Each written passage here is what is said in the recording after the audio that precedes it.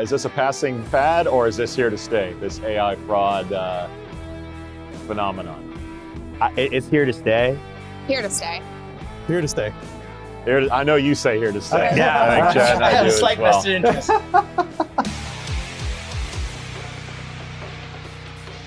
All right, guys, let's do this. We are the Chad and Cheese Podcast. Let's give it up for our panel here. I will introduce them quickly because we have a lot to cover. Derrick "the Don" Gellidon.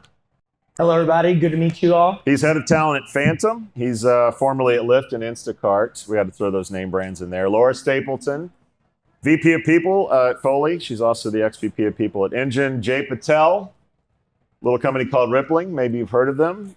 He's the senior talent director there. He was also at DoorDash before that. My co-host Chad Sowash is in the house. Feel free to not. You don't need to applaud him. Don't applaud him. No one needs to applaud him.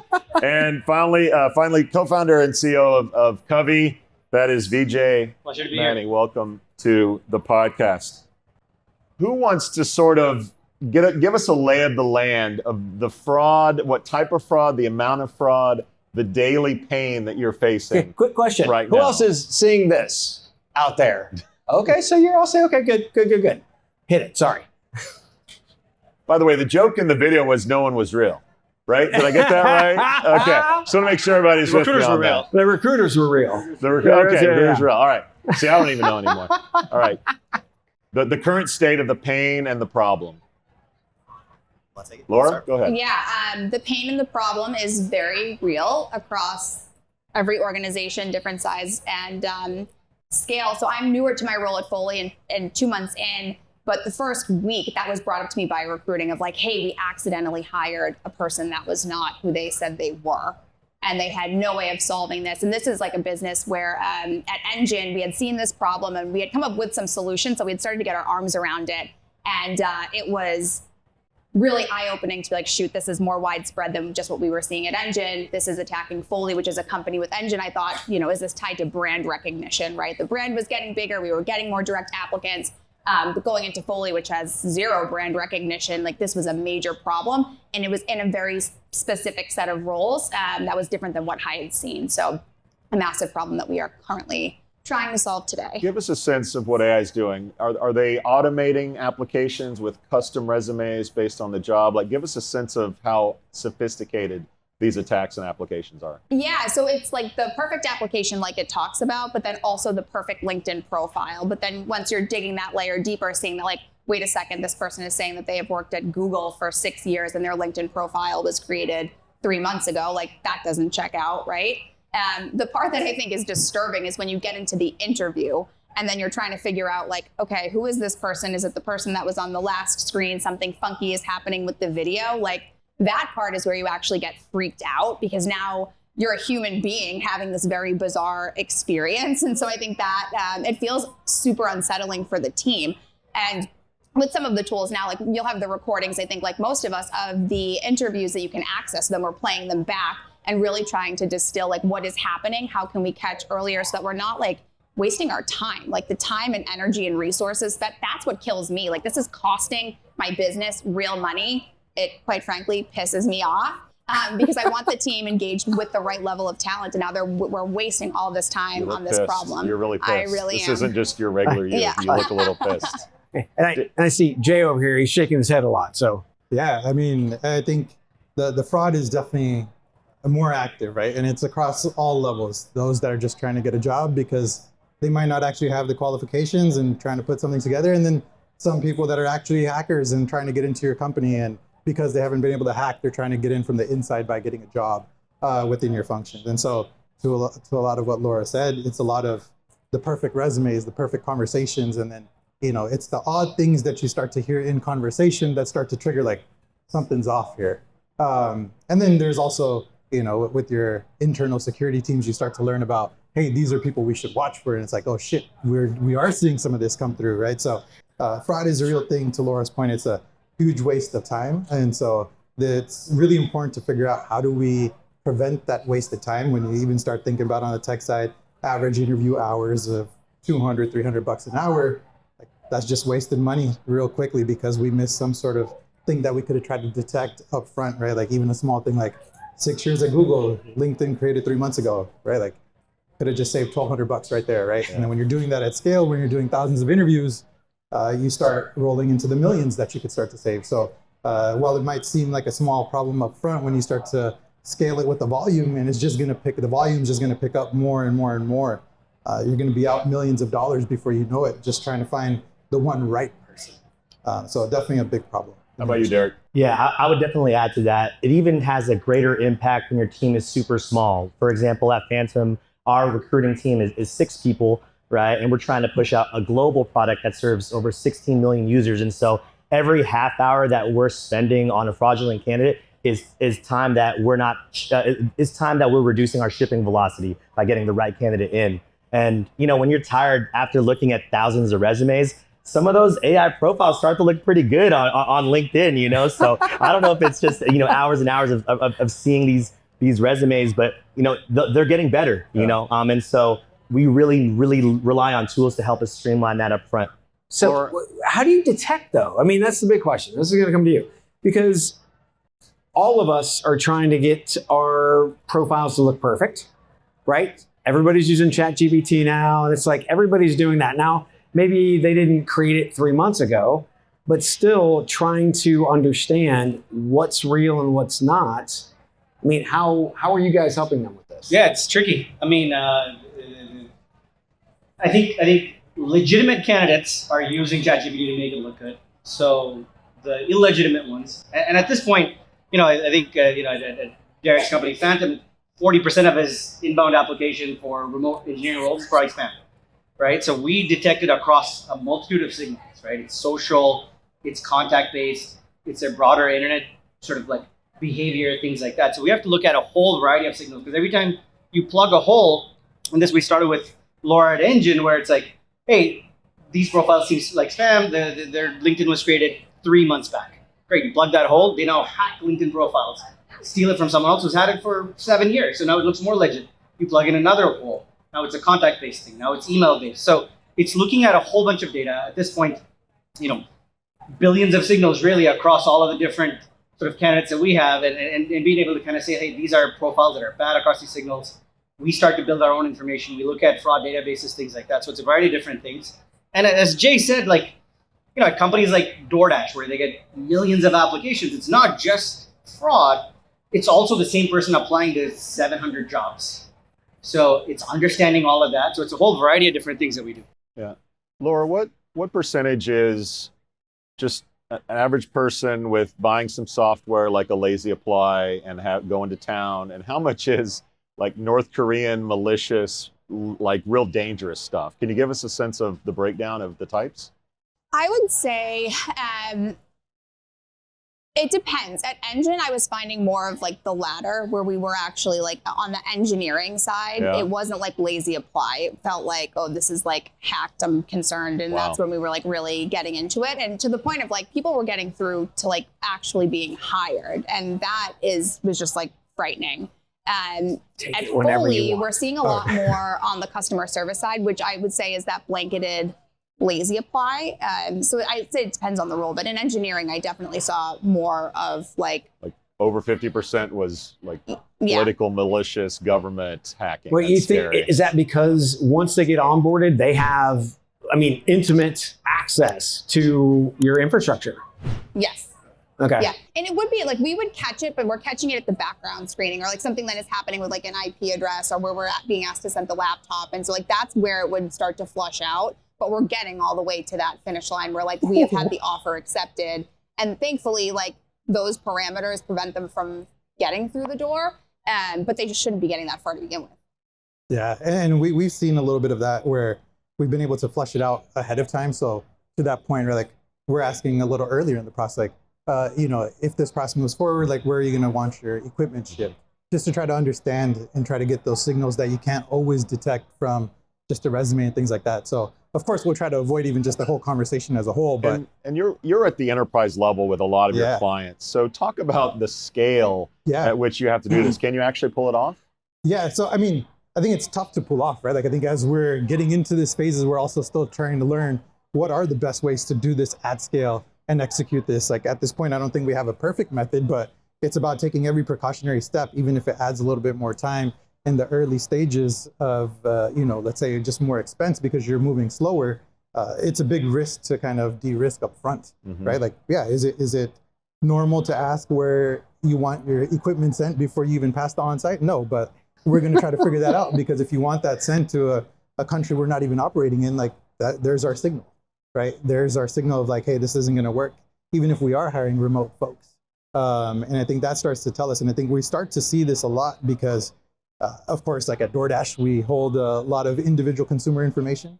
And so hackers really want to get into that. Like when you can get into a database of millions and be able to infiltrate it from the inside because now you might have accesses, that's also really telling. Some of the things that even internal security teams are doing is monitoring what employees are doing to, like, if we do let somebody in, right, how do we ensure that we can follow and trigger something before something bad happens from the inside, right? It's just so early and so new that I don't think we have all the guardrails up as an industry to prevent this from happening, but it's more about taking the steps like, what are the guardrails to monitor to make sure we're not damaged largely because we let something slip through. Yeah. Derrick? Yeah, I would go as far to say, working in blockchain and crypto, almost 75% or more of those fraudulent applicants are actually trying to get our IP or get very detailed product info that can lead to a backdoor to any of our consumer wallets. And so everything that we do is about customer safety, right? And so to the point now where we actually have our security team working with recruiting to figure out what our protocols are going to be and processes to make sure we can prevent as much of this at the top of the funnel as possible. So what I'm hearing is CAPTCHA is not going to help. Not that much. We're past that now. Yeah. Click on the bike. Derrick, want to stay with you. Typically, when we talk to TA folks, it is a pain in the ass, arm twisting to get any initiative approved, budgeted for. I'm going to guess that when you go to your heads about fraud and mass applications, it's an easy sell. Am I right or wrong on that? How did you sell it to the higher ups?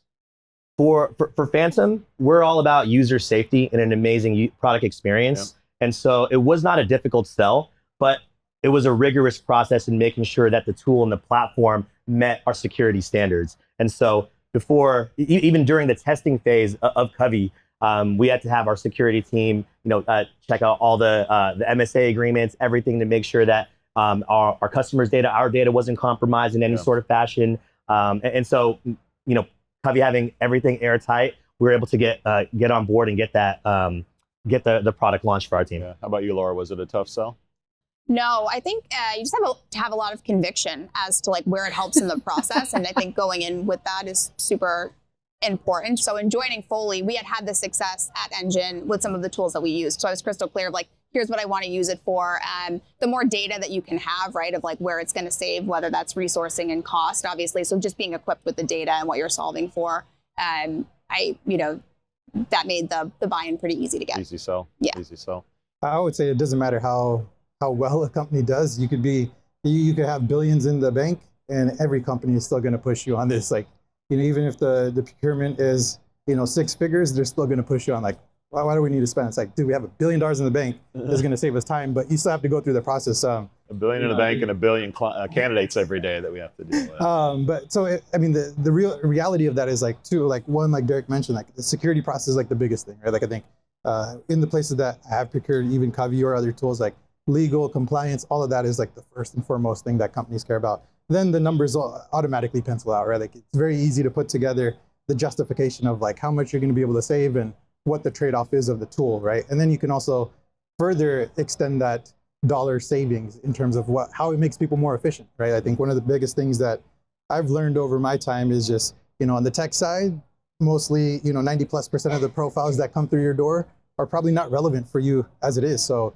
if you have people reviewing that manually, you're already wasting 90% of that individual's time. And then on, let's say, the non-tech roles, let's call it like 80%, like it's still a lot of wasted time going through applicants. And now with this added layer of the fraud profiles, there's just so much savings that can be produced utilizing technology. And so I think it's really just leading with like, hey, can we get the security protocols passed? And 2, like just present the numbers, right? Like any CFO is going to look at the numbers, and the numbers really open the doors. So I think going in with a plan on what this is going to lead us in what dollars it's going to save us, I think just does the trick. Yeah. Vijay, this sounds like a big game of whack-a-mole. Give us some perspective from where you sit. What makes you say that? Yeah. No, I think because we see it across thousands of customers, right? Mm-hmm. And I think the reason we believe this is state sponsored is it's kind of insane how many companies, how many roles have 40+% of their applications be spam.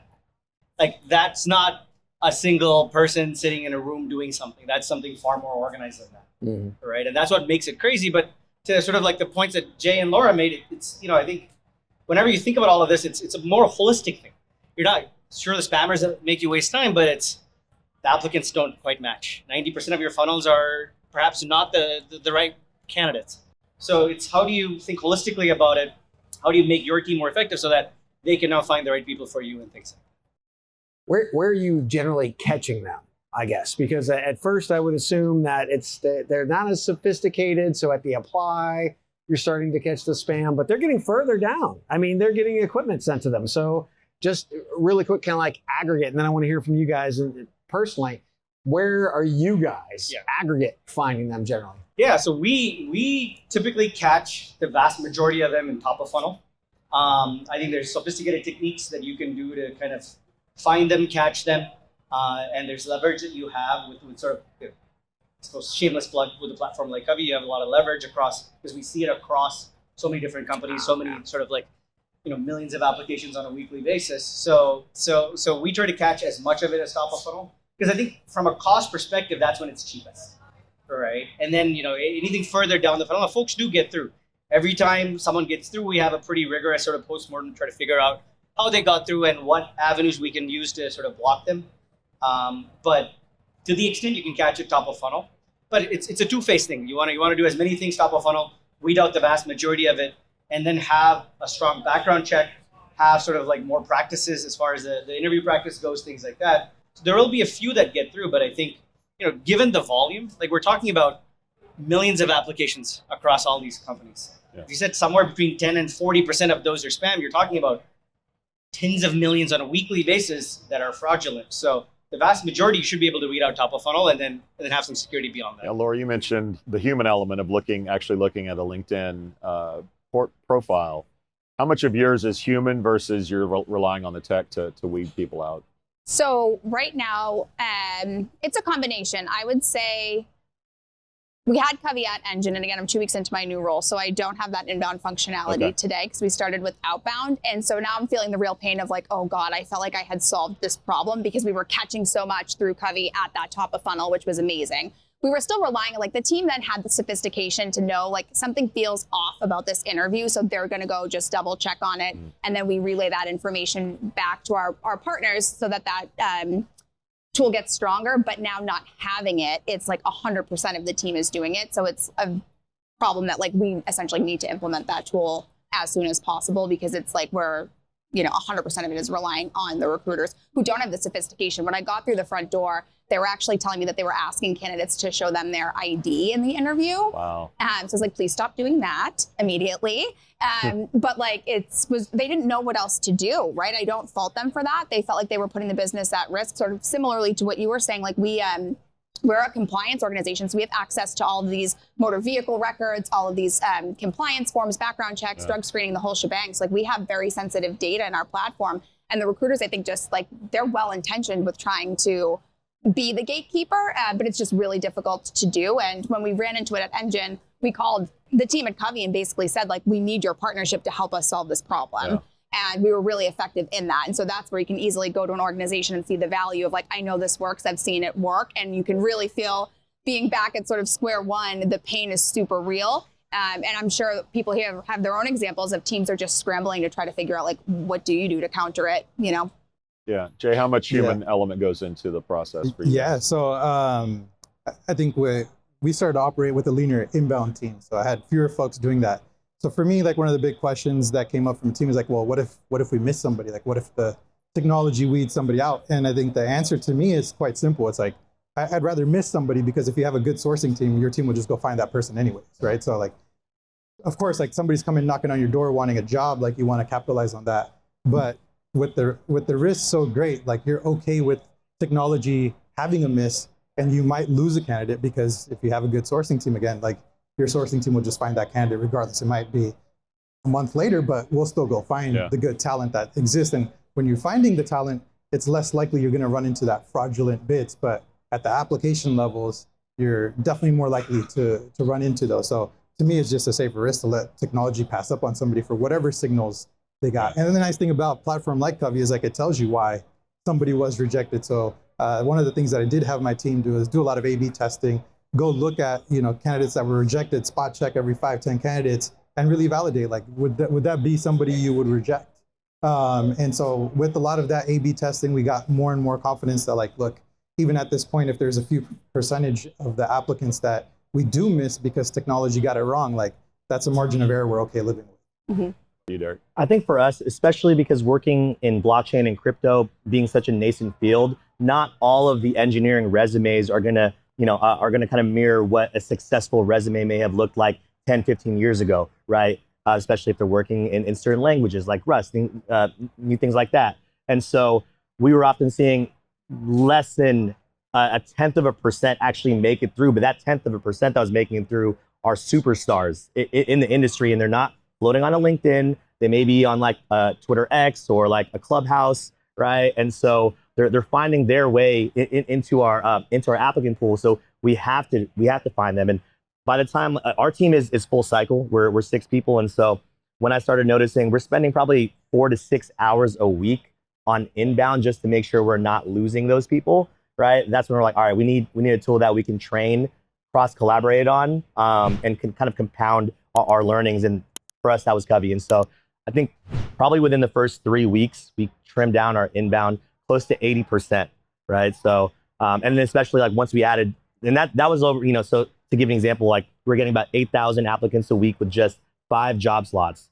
Now that we have like 20 job slots, and we're getting over 20,000 plus a month. Wow. And we don't have a lot of evergreen roles or very niche openings. And so we really want to get to those as much as we can. Of course, we're going to do the sourcing end of it, but now it's actually giving us back the time to source more properly. And honestly, we want to spend as much time in person with the candidates as possible. And so I think that's the biggest win for us, is getting the time back with the candidates. I didn't know Clubhouse was still around.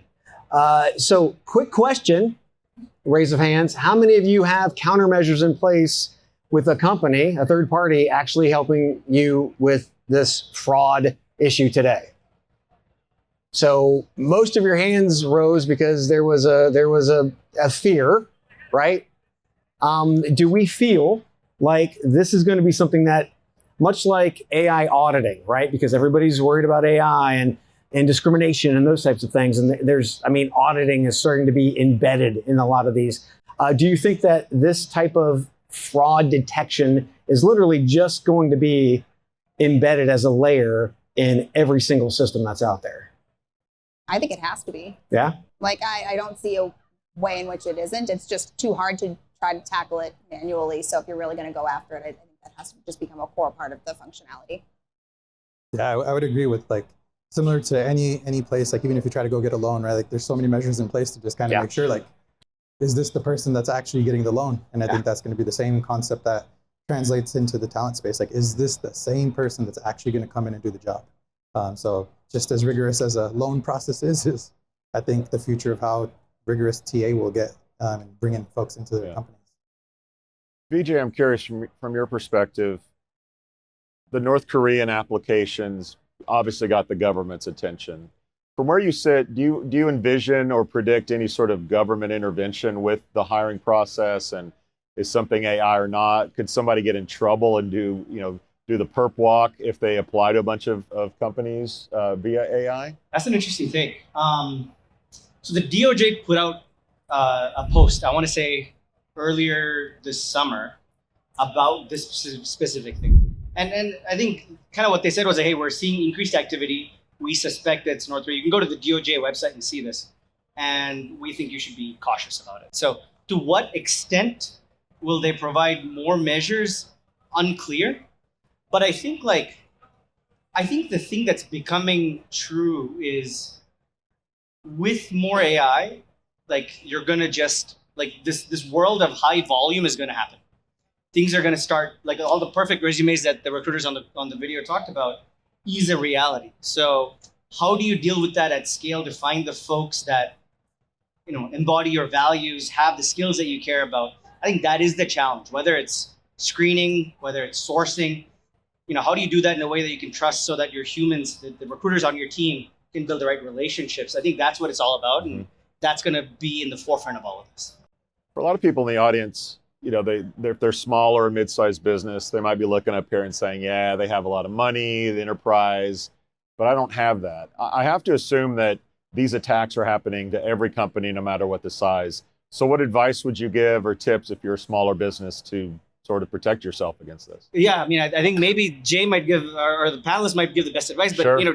Derrick has, 6 recruiters. Jay at DoorDash had, I don't know, like millions of applications and a massive team. So, Sure. And now he's over at Rippling where they have an equally large team. And Laura went from a large team at Engine to Foley. So it doesn't really matter. It's indiscriminate. When you ask the question of who's facing kind of fraud and increase in volume of applications, it was basically all of them. Like every one of our guests said that, right? So I think without tooling, it's going to be hard. Obviously, we work extremely hard to, bring down the cost and do a variety of different things that we are now able to do with better models and the kind of training that we do. But I think this is now our reality, really.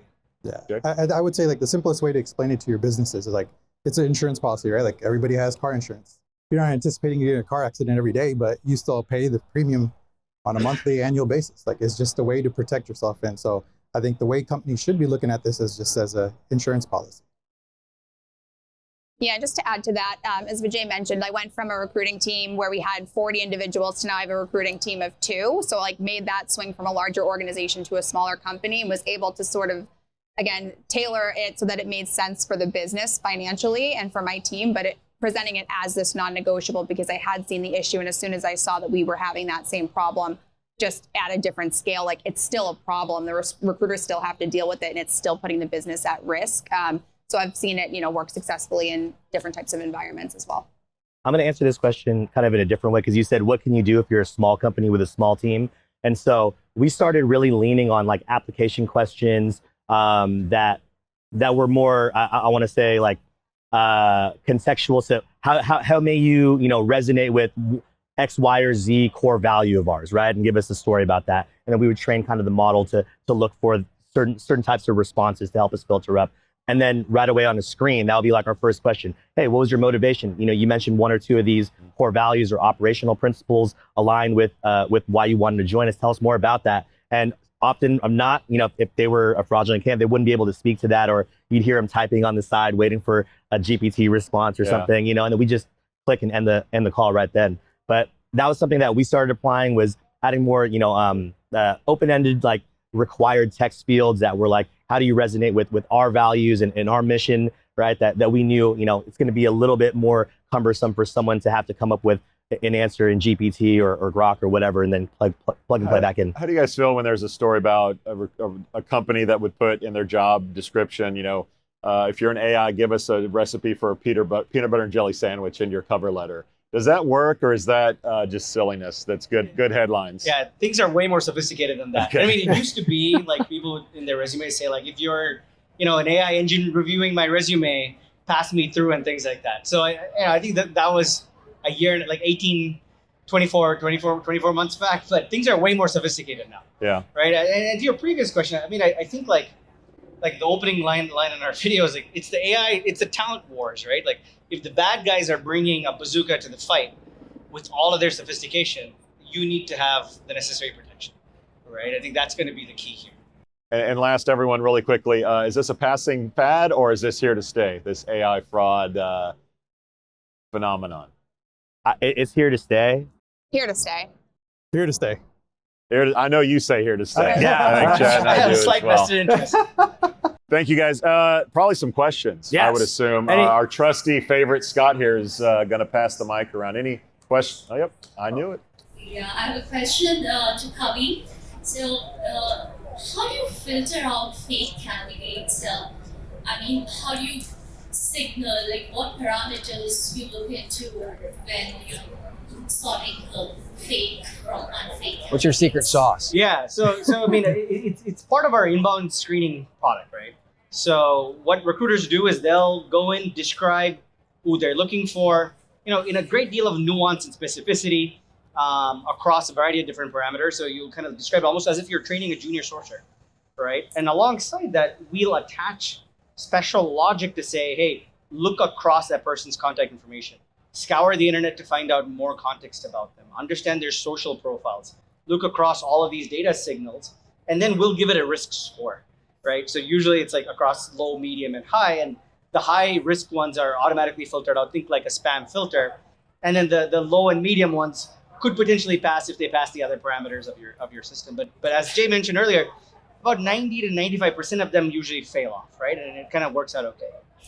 My name is Lena. I work for a very large hospital system in Atlanta. So very unfortunate, but very interesting topic connected with literally what each one of you said. We are a non-profit, so it's a huge issue, always a huge issue. So I am seeing a lot of interesting resumes for my sort of health position, but example, a data analyst, right? Saying population health in a resume, somebody worked at Jay's. I'm like, okay, you work for Jay's Bank, like what's population health doing, right? So some are easy to catch.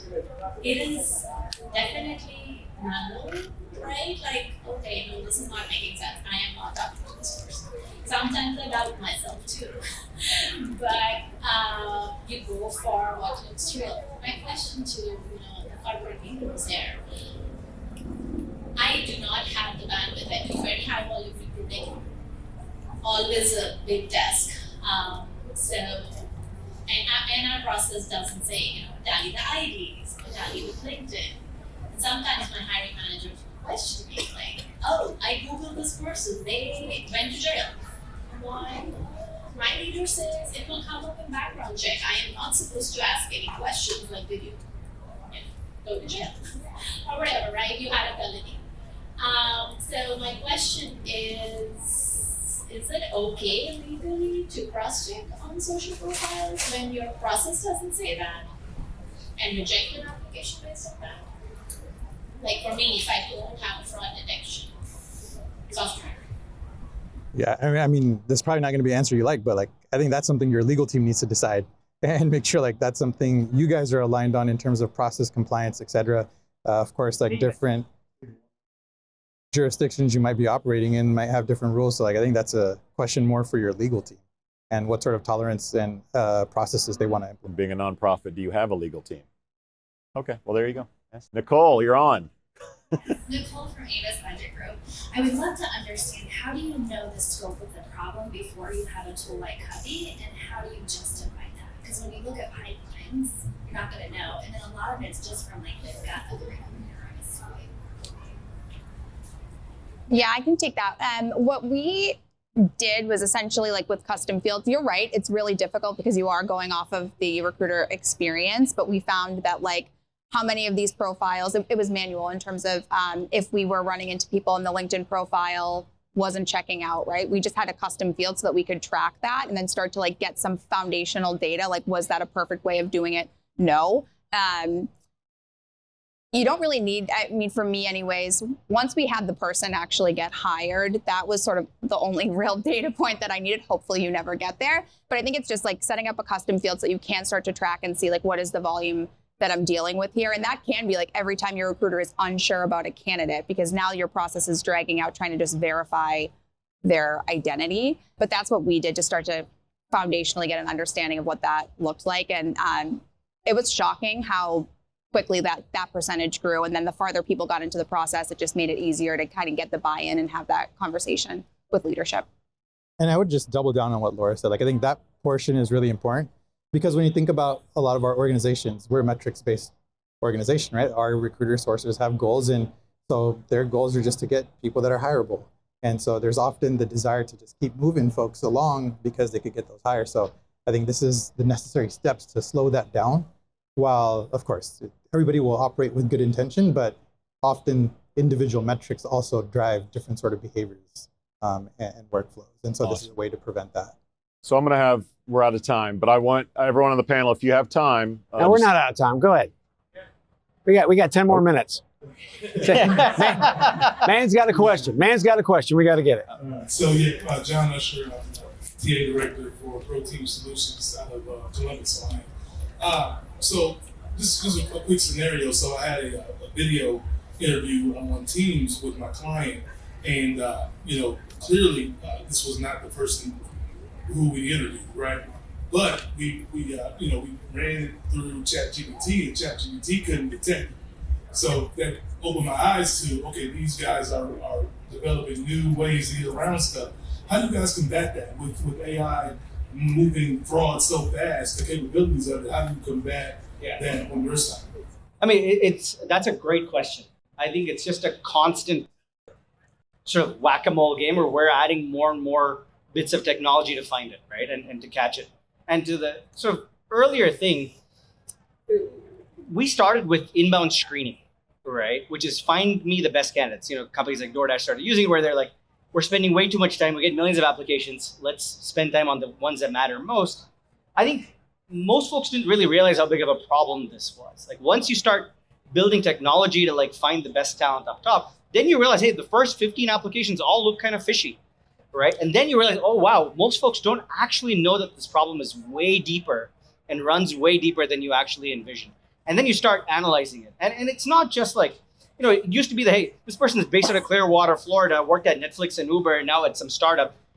Something looks off. Like it's far more sophisticated than that, right? So you cannot just rely on intuition and gut feel. It has to be much more based on data that you can collect based on a variety of different factors. So I think it's all of those things. And yes, to the point mentioned, the folks do make it through the funnel. So always have sort of a downstream detection. Downstream detection costs you probably two orders of magnitude more money in terms of a background check or something more sophisticated than that. So to the extent you can kind of like figure this out upstream, you can weed out the vast majority of it. So I think that's going to be the case there. And no more questions. That's awesome. Give it up for our panel, everybody. I will ask, if you guys have time, just move over here, and if anyone has a question they want to ask you, they can come up stage and do that. Otherwise, stick around. Chad and I are up next with Dolly. We can't stop. We can't stop this. Can't stop, won't stop. Thank you for listening to, what's it called? A podcast. The Chad, the Cheese. Brilliant. They talk about recruiting. They talk about technology. But most of all, they talk about nothing. Just a lot of shout-outs of people you don't even know. And yet you're listening. It's incredible. And not one word about cheese. Not one. Cheddar, blue, nacho, pepper jack, Swiss. So many cheeses and not one word. So weird. Anywho, be sure to subscribe today on iTunes, Spotify, Google Play, or wherever you listen to your podcasts. That way you won't miss an episode. And while you're at it, visit www.chadcheese.com. Just don't expect to find any recipes for grilled cheese. It's so weird. We out!